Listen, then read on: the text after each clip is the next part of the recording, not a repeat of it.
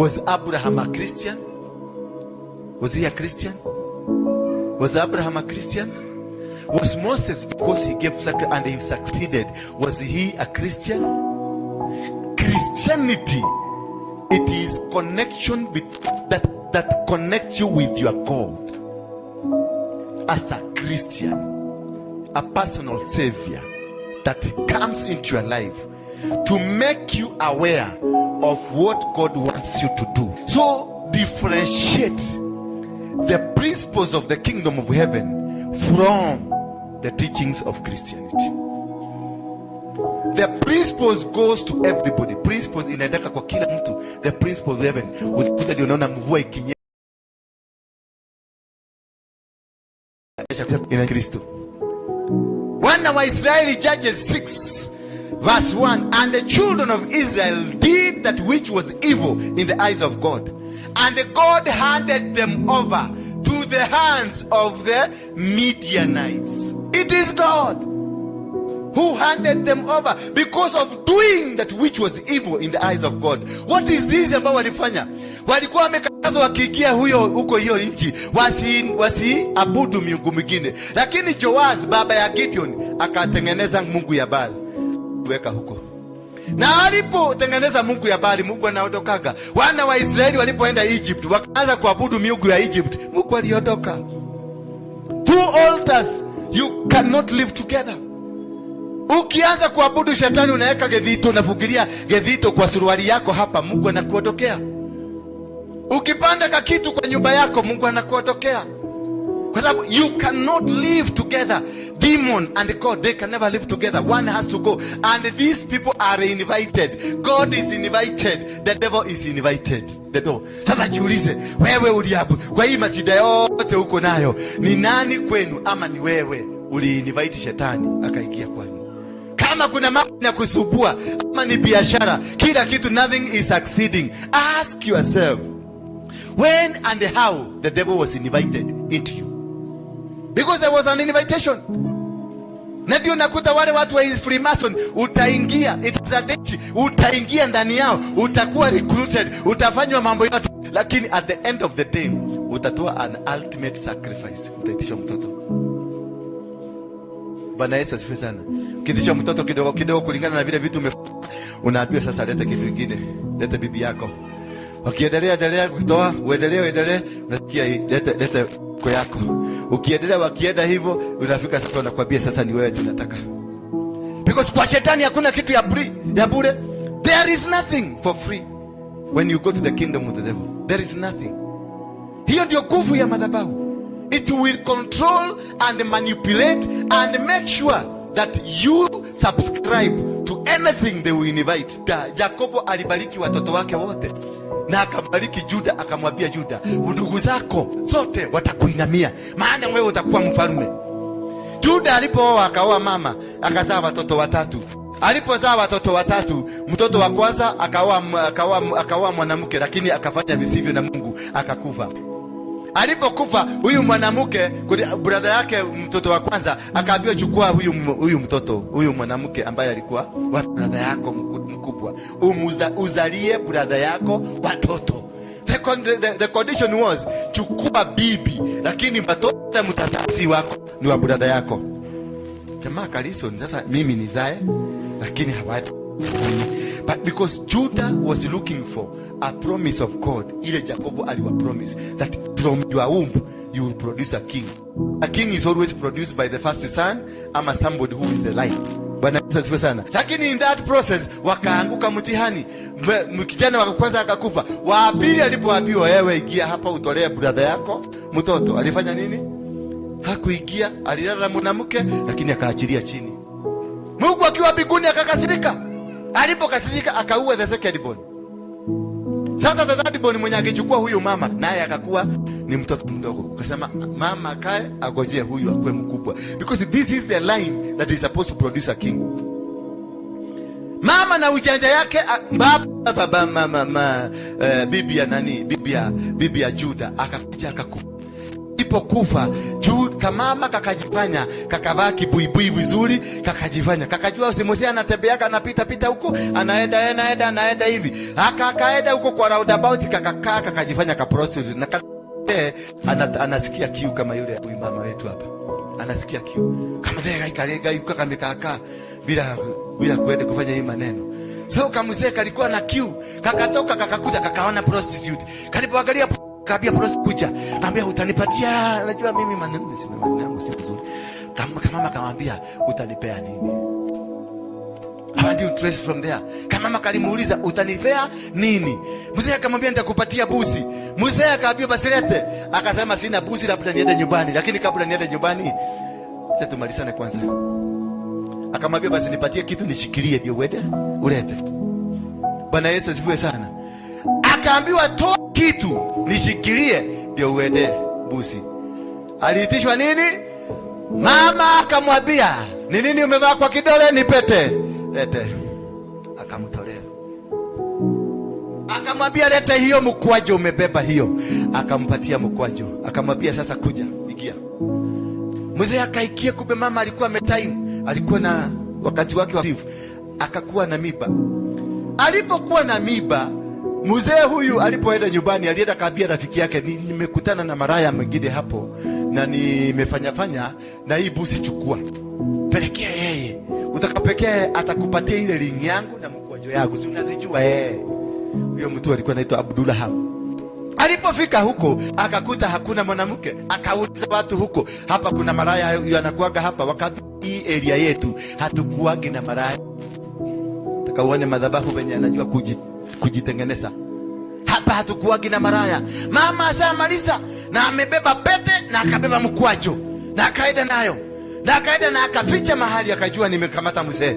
Mzee akaanza kuangalia miezi 3-4 mama ameanza kunini. Wanaongojea mama huyu kijana akue ndio aduke mama hivi. Lakini wameanza kuona mama ameanza kukula ino. Mama ameanza kukula ino. Ikapanda mpaka wazee wakasema iteni ule mama atuambie hii ni nini iko kwa tumbo yake. Mama alipokuwa kaambiwa nani, Juda akasema yule mwenye amelala na huyu mwanamke tutamuua, na huyu mwanamke tutamuua. Yule mwenye amefanya nini? Amelala na huyu mwanamke na huyu mwanamke, wote wawili we must kill them. Ni Juda amekalia kiti ya judgment. Mama alipokuja akapata hivyo, akaambia Juda, give me 5 minutes nikimbie kwa nyumba nikuje. Akasema security peleka mama. Mama akakimbia pale, alificha ile pete na ile mkwajo, akaubeba kuja. Akarudi nayo mpaka huko, akafukua kwa karatasi, akaambia mzee Juda, mwenye hii na mwenye hii mkwajo. Juda akaangalia akasema, kweli nimekamatwa, ni mimi nililala na huyu mtu. Bwana Yesu asifiwe sana.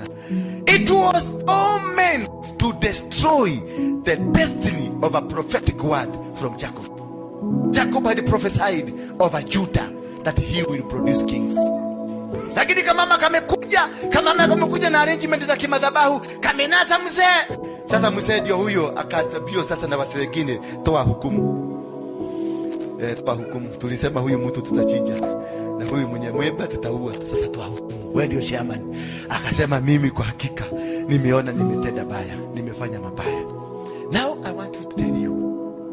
Go to Matthew chapter number 1. Somebody give me Matthew chapter number 1. I want to look at the genealogy of Jesus Christ. Then you will be able to understand how long will it take if this kind of an altar imekuwa maisha yako. This is the genealogy of Jesus the Messiah. This is the genealogy of Jesus the Messiah, the son of David, the son of Abraham. Abraham was the father of Isaac. Isaac the father of Jacob. Yes. Jacob the father. Abraham was the father of Isaac, and Isaac was the father of Jacob. Sasa nani alibariki mtoto? It is Jacob who blessed his son that he will produce a king. Now let us start counting from Jacob. Jacob has given birth to who? Jacob the father of Judah and his brothers. Yes. Judah the father of Perez and Zerah. Perez and Zerah ni wale watoto walizaliwa out of the fornication ya ule mama. Huyo mama alizaa mapacha. Sasa hawa watoto wanaitwa nani? Perez and Zerah. Sasa tuanze kuhesabu kizazi cha Juda kutoka hapo. That is the beginning of Judah, whose mother was Tamar. Yes. Perez the father of Hezron. Number 2. Na hiyo number tumetoka kwa Juda amezaa. That's one generation. Generation 2. Perez the father of Hezron. That's generation 3. Hezron the father of Ram. 4. Ram the father of Aminadab. 5. Aminadab the father of Nahshon. 6. Nahshon the father of Salmon. 7. Salmon the father of Boaz. 8. Whose mother was Rahab. Boaz the father of Obed. Whose mother was 9. Obed the father of? Obed the father of Jesse. Jesse. 9. And Jesse the father of King David. King David amesaliwa in the 10th generation because of a sexual sin. Thank you. And that is now Jesus comes in because of an act ya kamama kaliivalisha buibui kakaenda kakakaa pale kakagojea. It was a program to make sure any prophetic word released upon Judah will not be fulfilled at that time. So you can derail your successes, you can derail your miracle, you can derail your successes and anything because of an act, because it is anchored in an altar. This altar, there are altars that are prepared and put in place to make sure you don't succeed. Ndio hata ukitoka hapa ukienda America utapata the same problem ulikuwa na face ukiwa Meru, the same problem ulikuwa na face ukiwa Nanyuki, the same problem ulikutana, the kind of rejection ile ulikuwa na face kwa wazazi wako na watu wa community ukienda hata America, hata West State House America itakuwa hivyo hivyo. That is the power of altars. That is how they can derail, they can destroy, they can bring anything against you. Altars, we say, it is covering from a spiritual attacks, charges your status to that of God. The demonic altars, that is, we read in the book of Numbers 23 from verse 1 to verse 10. They are raised to kill, to destroy, and to turn. Usirukilie kwa sababu that is a life sentence. Utarukilia kimutu lakini kiko na madhabahu. Utarukilia kimutu ukienda kwao, it is disaster after disaster, death after death. Unakuta kwao unaona ni kama uko Lang'ata cemetery. Makaburi unaambiwa hii ni ya shosho, hii ni ya guka, hii ni ya nani, hii ni ya nani, hii ni ya nani. Hii tulisika mwaka rasia, mwezi wa 8 lazima tunazikaga mtu. Ndio kwa maana kama familia tulitenga kuzika watu, achana na yeka chini. Unasikia familia ilitega sehemu ya kutengeneza nini? Ya kaburi. Because they know mwezi wa 8 lazima. Kwa sababu kuka yao alikuwaga muganga na mwezi wa 8 ndio walikuwa na chija ng'ombe ya kusacrificeia hizo vitu zao. So wakati kuka alikufa sacrifice. Na any altar it will demand.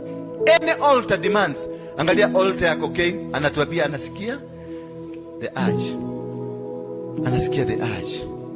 If you are under the influence of any altar, the altar will demand you to do. Will make you do it. Will make you move towards that. And that's why you see Christians and you expect they are going to heal you. In the book of Judges 6 verse 1, the Bible says that children of Israel did that which was evil in the eyes of God, and God handed them over into the hands of the Midians for 7 years.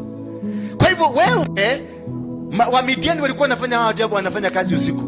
Wakiweka mpunga wanakuja wanaiba. Wakiweka mahindi wanakuja wanaiba. Wakiweka ng'ombe wanakuja zinachukuliwa na wa Midiani. Hawa wa Midiani waliletwa na Mungu, hawakuletwa na shetani. Lakini wale watu walikuwa wanapigana na nani? Na shetani.